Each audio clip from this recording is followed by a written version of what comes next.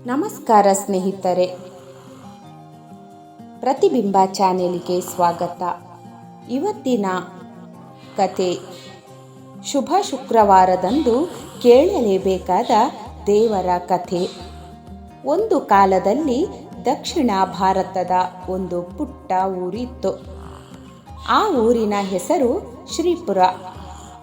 ಹೆಸರು ಎಷ್ಟು ಸುಂದರವೋ ಊರಿನ ನಂಬಿಕೆಯು ಅಷ್ಟೇ ಗಾಢವಾಗಿತ್ತು.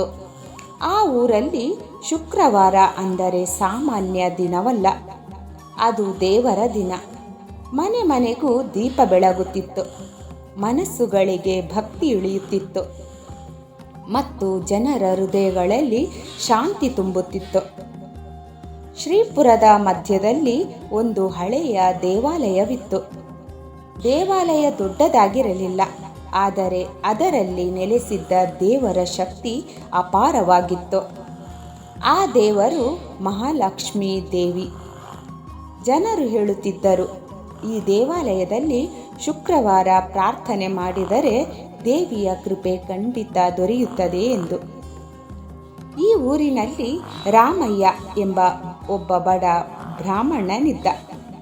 ಅವನಿಗೆ ಹೆಚ್ಚಿನ ಆಸ್ತಿ ಇರಲಿಲ್ಲ, ದೊಡ್ಡ ಮನೆ ಇರಲಿಲ್ಲ, ಆದರೆ ಅವನ ಹೃದಯ ಮಾತ್ರ ದೇವರ ಭಕ್ತಿಯಿಂದ ತುಂಬಿತ್ತು. ಪ್ರತಿ ಶುಕ್ರವಾರ ಬೆಳಗ್ಗೆ ಸೂರ್ಯೋದಯಕ್ಕೂ ಮುಂಚೆಯೇ ಎದ್ದು ಸ್ನಾನ ಮಾಡಿ ಶುಭ್ರವಾದ ಬಟ್ಟೆ ತೊಟ್ಟು ದೇವಾಲಯಕ್ಕೆ ನಡೆದುಕೊಂಡು ಹೋಗುತ್ತಿದ್ದರು.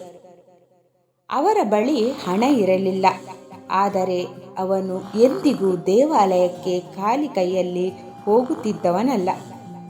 ಕೆಲವೊಮ್ಮೆ ಒಂದು ಹೂ, ಕೆಲವೊಮ್ಮೆ ಒಂದು ದೀಪ, ಕೆಲವೊಮ್ಮೆ ತನ್ನ ಹೃದಯದ ಪ್ರಾರ್ಥನೆ, ಅದೇ ಅವನ ಅರ್ಪಣೆ. ರಾಮಯ್ಯನ ಹೆಂಡತಿ ಸೀತಮ್ಮ ಕೂಡ ಅಷ್ಟೇ ಭಕ್ತಳು. ಅವಳು ಹೇಳುತ್ತಿದ್ದಳು, ನಮ್ಮ ಬಳಿ ಏನೂ ಇಲ್ಲ ಅಂದ್ರೆ ದೇವಿ ಇದ್ದಾಳೆ ಅಲ್ವಾ ಎಂದು. ಆದರೆ ಜೀವನ ಸುಲಭವಿರಲಿಲ್ಲ. ದಿನೇ ದಿನೇ ಕಷ್ಟಗಳು ಹೆಚ್ಚುತ್ತಲೇ ಹೋಯಿತು. ಹೊಟ್ಟೆಗೆ ಊಟ ಸಿಗದ ದಿನಗಳೂ ಬಂದವು. ಸಾಲ ಹೆಚ್ಚುತ್ತಾ ಹೋಯಿತು. ಕೆಲವರು ರಾಮಯ್ಯನನ್ನು ತಿರಸ್ಕರಿಸಿದರು. ದೇವರ ಭಕ್ತಿ ಮಾಡಿ ಏನು ಪ್ರಯೋಜನ ಎಂದು ಕೇಳಿದರು. ಆದರೆ ರಾಮಯ್ಯ ಮಾತ್ರ ನಗುತ್ತಾ ಹೇಳುತ್ತಿದ್ದ, ದೇವರನ್ನು ಪರೀಕ್ಷಿಸೋದು ನಮ್ಮ ಕೆಲಸ ಅಲ್ಲ, ನಂಬೋದು ನಮ್ಮ ಕೆಲಸ ಎಂದು. ಒಂದು ಶುಕ್ರವಾರ ಬೆಳಗ್ಗೆ ರಾಮಯ್ಯ ದೇವಾಲಯಕ್ಕೆ ಹೋಗುವಾಗ ಅವನ ಮನಸ್ಸು ತುಂಬ ಭಾರವಾಗಿತ್ತು. ಆ ದಿನ ಅವನ ಮನೆಯಲ್ಲಿ ಒಂದು ಕಾಳು ಅಕ್ಕಿಯೂ ಇರಲಿಲ್ಲ. ಸೀತಮ್ಮ ಕಣ್ಣೀರಿನಿಂದಲೇ ಅವನನ್ನು ಕಳಿಸಿದ್ದಳು. ದೇವಾಲಯಕ್ಕೆ ತಲುಪಿದ ರಾಮಯ್ಯ ದೇವಿಯ ಮುಂದೆ ಕುಳಿತುಕೊಂಡ. ಅವನ ಕಣ್ಣೀರೇ ಅವನ ಪ್ರಾರ್ಥನೆಯಾಯಿತು. ಅವನು ಏನು ಕೇಳಲಿಲ್ಲ, ಕೇವಲ ಇಷ್ಟೇ ಹೇಳಿದ, ಅಮ್ಮ, ನಿನ್ನ ಮೇಲೆ ನಂಬಿಕೆ ಇಟ್ಟು ಬದುಕುತ್ತಿದ್ದೇನೆ, ನನ್ನ ನಂಬಿಕೆಯನ್ನು ಮುರಿಯಬೇಡ ಎಂದು. ಆ ಕ್ಷಣದಲ್ಲಿ ದೇವಾಲಯದಲ್ಲಿ ಯಾರೂ ಇರಲಿಲ್ಲ. ಅಚಾನಕ್ ಒಂದು ಮೃದುವಾದ ಗಾಳಿ ಬೀಸಿತು. ದೀಪದ ಜ್ವಾಲೆ ಕಂಪಿಸಿತು. ರಾಮಯ್ಯನಿಗೆ ಅಚ್ಚರಿಯಾಯಿತು. ಅವನ ಕಿವಿಯಲ್ಲಿ ಒಂದು ಮಧುರ ಧ್ವನಿ ಕೇಳಿಸಿತು, ರಾಮಯ್ಯ. ಅವನು ಬೆಚ್ಚಿಬಿದ್ದ. ಸುತ್ತ ನೋಡಿದ, ಯಾರೂ ಇರಲಿಲ್ಲ. ಮತ್ತೆ ಧ್ವನಿ ಕೇಳಿಸಿತು, ನಿನ್ನ ಭಕ್ತಿಯನ್ನು ನಾನು ಪರೀಕ್ಷಿಸುತ್ತಿದ್ದೇನೆ. ಭಕ್ತಿಯೇ ಸಂಪತ್ತು, ನಂಬಿಕೆಯೇ ಶ್ರೀಮಂತಿಕೆ ಎಂದು. ಅವನು ಕೈ ಜೋಡಿಸಿದ. ಕಣ್ಣೀರು ಸುರಿಯಿತು. ಅಮ್ಮ, ನೀನೇ ಎಲ್ಲವೂ. ಅಷ್ಟರಲ್ಲಿ ದೇವಾಲಯದ ಬಾಗಿಲು ತೆರೆದ ಶಬ್ದ. ಒಂದು ವೃದ್ಧೆ ಒಳಗೆ ಬಂದಳು. ಅವಳ ಕೈಯಲ್ಲಿ ಒಂದು ಚಿಕ್ಕ ಚೀಲ. ಅವಳು ರಾಮಯ್ಯನತ್ತ ನೋಡಿ ನಗುತ್ತಾ ಹೇಳಿದಳು, ಮಗನೇ, ಇದು ನಿನಗಾಗಿ. ಆ ಚೀಲದಲ್ಲಿ ಅಕ್ಕಿ, ಬೇಳೆ, ಹಣ್ಣುಗಳು ಮತ್ತು ಕೆಲವು ನಾಣ್ಯಗಳು ಇದ್ದವು. ರಾಮಯ್ಯನ ಕಣ್ಣುಗಳು ಆಶ್ಚರ್ಯದಿಂದ ತುಂಬಿದವು. ಅವನು ಏನು ಕೇಳುವುದಕ್ಕೂ ಮುಂಚೆ ಆ ವೃದ್ಧೆ ಕಾಣೆಯಾಗಿ ಬಿಟ್ಟಳು. ರಾಮಯ್ಯಗೆ ಅರ್ಥವಾಗಲು ಹೆಚ್ಚು ಸಮಯ ಬೇಕಾಗಲಿಲ್ಲ. ಅದು ದೇವಿಯೇ ಎಂದು ಅವನ ಹೃದಯ ಹೇಳಿತು.